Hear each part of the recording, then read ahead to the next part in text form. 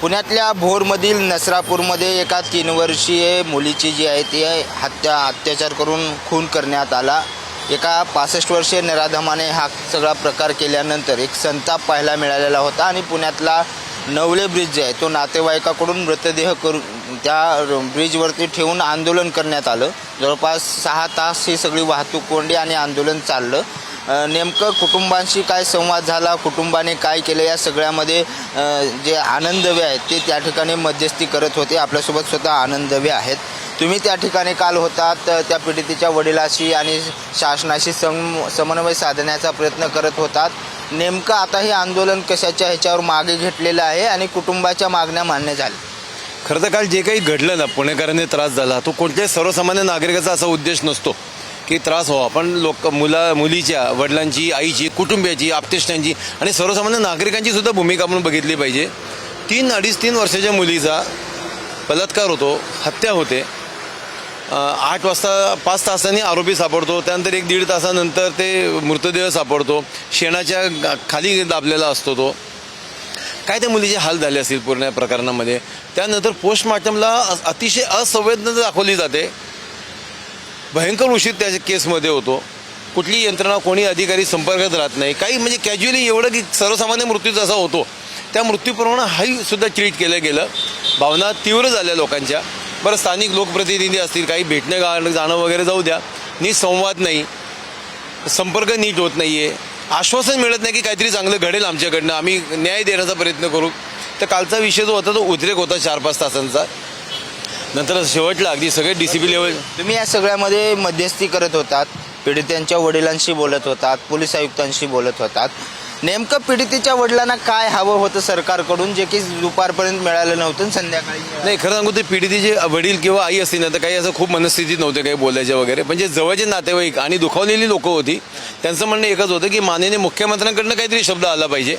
आम्हाला माहिती ते कायद्याच्या कशाच्या घटनेत ते बसत नाही वगैरे, पण एखाद्या वरिष्ठ माणसाने आम्हाला आश्वस्त करावं की ह्याच्या पुढे तरी एक गोष्टी घडणार नाहीत, ही त्यामागची खरी भावना होती। एक दुःख लक्षात घ्या, आत्तापर्यंत बलात्काराचे आणि हत्येचे महाराष्ट्रामध्ये जवळजवळ 40पेक्षा जास्त प्रकार आपल्याला माहिती आहे गेल्या अनेक वर्षातले। एकही आरोपीला आजपर्यंत फाशी झालेली नाहीये। ती वस्तुस्थिती नाकारता येत नाही ना। म्हणजे काल ज्या पद्धतीने पोलिसांनी आंदोलन संपवलं, अवघ्या 10 मिनिटांमध्ये नाईलाजास्तव ती सगळी चर्चा फिसकटली आणि पोलिसांना त्यांच्या बळाचा सुद्धा थोडासा वापर करावा लागला आणि आंदोलन संपवावं लागलं। मात्र कुटुंबाचं आता समाधान झालंय का? तुम्ही त्यांच्याशी बोललात का? या कुटुंबाची पार्श्वभूमी नाही, कुटुंबाचे वडील जे आहेत, मुलीचे वडील, ते पौरोहित्य करतात। मध्यमवर्गीय माणूस आहे असं आपण सांगू शकतो। मुळात समाधान झालं का, तर कोणाचं समाधान कशानेच होणार नाहीये। ज्यापर्यंत त्या विकृत माणसाला फाशी दिली जात नाही किंवा लोकांच्या हवाली केल्या जात नाही, हे भले कायद्यात बसत नसेल तरी सुद्धा, किंवा त्याचा एन्काउंटर केला जात नाही, तोपर्यंत लोकांचे समाधान होणार नाहीये निश्चित। आहे कोणाचंही समाधान होत नाही अशा गोष्टीतनं। पण कुठेतरी एक रस्ता काढता आला पाहिजे, सर्वसामान्य लोकांना त्रास होऊ नये म्हणून माननीय आयुक्त असतील, नंतर उज्ज्वल निकम साहेबांचा फोन झाला, माननीय सन्माननीय देवेंद्रजी 2 वेळा बोलले त्या मुलाशी, आणि कुठंतरी ते मिटावं अशी नंतर हळूहळू भावना तयार झाली। शेवटी ऐकायच्या मनस्थिती कोणी नसल्यामुळं पोलिसांनी सुद्धा निश्चितच अतिरेक केला। पोलीस जर म्हणत असतील की आम्ही लाठीमार केला नाही, तर असं नाही, आमच्याकडे व्हिडिओ आहेत, पोलिसांनी लाठीमार केला, भले तो सौम्य असेल पण तो झाला। ते न सांगता सुद्धा सरकवता हटवता आलं असतं लोकांना। पण ठीक आहे, आता काल जे काही झालं याच्या पुढे आम्ही निदान याच्या पुढे या गोष्टी घडू नये। माझं म्हणणं, काल आम्ही DCP गिल साहेबांनाही भेटलो।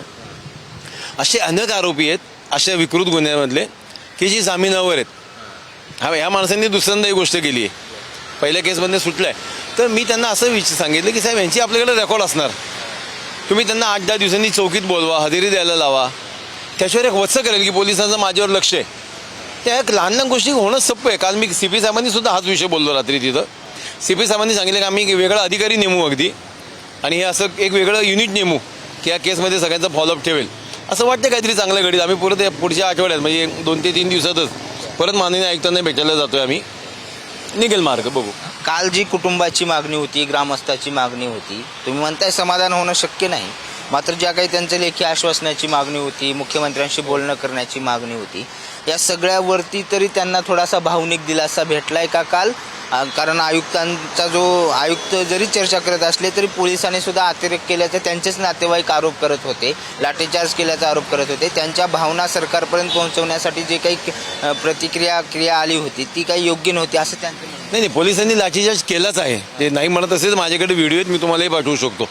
पहिली गोष्ट. दुसरं पुन्हा तेच की समाधान झालं का तर अजिबात नाही. कुठेतरी असं झालंय की आमच्या भावना लोकांपर्यंत पोहोचल्यात, राजकीय नेत्यांपर्यंत पोहोचल्यात, त्यातून काहीतरी चांगलं निघेल. काल साहेबांनी सांगितलं की 15 दिवसात आम्ही चार्जशीट दाखल करू, फास्ट ट्रॅक करू. 6 महिन्याच्या आत जर त्याला फाशी देण्यात आली तर एक वेगळा संदेश या गुन्हेगार प्रवृत्तीबरोबर जाईल की अरे असं नको आहे करायला. नाही तर परत काही जामीन, उद्या मेडिकल ग्राउंडवर वय झालेलं आहे माणसाचं, मेडिकल ग्राउंडवर जामीनावरही सुटेल. ते होऊ नये म्हणून ते सगळं घडायच्या आत फाशी दिली गेली पाहिजे. ही भावना कालही होती, आजही आहे. आणि जर असं वाटलं की याच्यामध्ये कुठंतरी प्रशासन ढिलं पडतंय, कारण आम्ही स्वतः आमच्याकडनं पण एक वकील दिलेत. आम्ही आमचे नीता जोशी म्हणून ॲडव्होकेट आहेत, त्यांना आम्ही काल सांगितलं की ते स्वतः आमच्याकडनं केस लढतात आहे. तर असं जर वाटलं की प्रशासन लूज पडतंय तर पुन्हा असाच उद्रेक पुन्हा बघायला मिळेल एवढं नक्की. धन्यवाद. तर आपण पाहतोय की आनंद दवे जे काल सगळी मध्यस्थी करत होते, समाधान कुणाचंही होणार नाही या विकृत माणसाला फाशी दिल्याशिवाय. मात्र जे काही शासनाकडून वरिष्ठ स्तराकडून जो शब्द पाहिजे होता तो आता त्या कुटुंबियांना देण्यात आलेला आहे. मात्र पोलिसांनी काल अतिरेक केला, लाठीचार्ज केला, त्याचे व्हिडिओसुद्धा आहेत. आणि संयमाने हे सगळं सोडवता आलं असतं, मात्र पोलिसांनी ते केलं नाही. त्यामुळे अशा घटना पुन्हा होऊ नये याची तरी काळजी पोलिसांनी आणि सगळ्या प्रशासनाने घेण्याची गरज असल्याची प्रतिक्रिया आनंद दवे यांनी दिली आहे. व्हिडिओ जर्नलिस्ट सचिन कांबळेसह बालाजी पोद्दार, पुढारी न्यूज, पुणे.